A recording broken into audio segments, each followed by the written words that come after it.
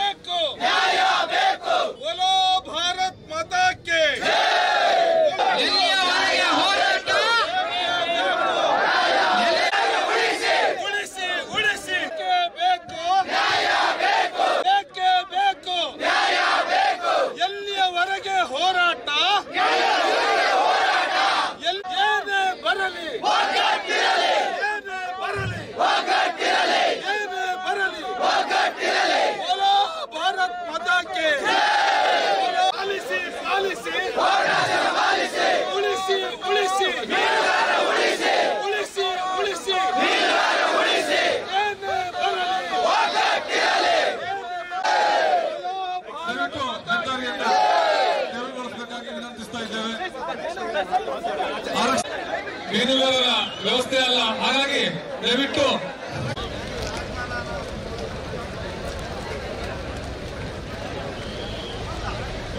ಸಮಸ್ತ ನಾಡದೋಣಿ ಮೀನುಗಾರರು ಕರಾವಳಿಯ ಬೀಚ್ನಲ್ಲಿ ಬಂದು ಎಲ್ಲ ನಾಡದೋಣಿಗಳನ್ನು ಲಂಗರು ಹಾಕಿ ಸರ್ಕಾರದ ವಿರುದ್ಧವಾಗಿ ಇವತ್ತಿನ ಏನು ಪ್ರತಿಭಟನೆ ನಾವು ಮಾಡಿಕೊಂಡಿದ್ದೇವೆ, ನಮ್ಮ ಮೀನುಗಾರರ ಒಂದು ಕಷ್ಟದ ಒಂದು ಹೆಸರನ್ನು ನಾವು ಇವತ್ತು ಹೇಳಲಿಕ್ಕೆ ಬಹಳ ದುಃಖ ಆಗ್ತಿದೆ. ಯಾಕಂತ ಹೇಳಿದ್ರೆ ಸರ್ಕಾರ ಇದನ್ನು ಕೂಡಲೇ ಎಚ್ಚೆತ್ತುಕೊಳ್ಬೇಕು. ಬಡ ಮೀನುಗಾರರಿಗೆ ಏನು ಅನ್ಯಾಯ ಆಗಿದೆ, ಲೈಟ್ ಫಿಶಿಂಗು, ಬುಲ್ ಟ್ರಾಲ್ ಮಾಡುವುದರಿಂದ ಸಣ್ಣ ನಾಡದೋಣಿ ಮೀನುಗಾರರಿಗೆ ಮುಂದಿನ ಪೀಳಿಗೆ ಜೀವನ ನಡೆಸುವಂಥದ್ದು ಬಹಳ ಕಷ್ಟ ಆಗ್ತಾ ಇದೆ. ಹಾಗಾಗಿ ಇವತ್ತಿನ ದಿನದಲ್ಲಿ ನಾವು ಸರ್ಕಾರದ ವಿರುದ್ಧ ಹಾಗೂ ಅಲ್ಲದೆ ಮೀನುಗಾರಿಕಾ ಇಲಾಖೆಯಲ್ಲಿರುವಂಥ ಎಲ್ಲ ಅಧಿಕಾರಿಗಳ ವಿರುದ್ಧ ನಾವು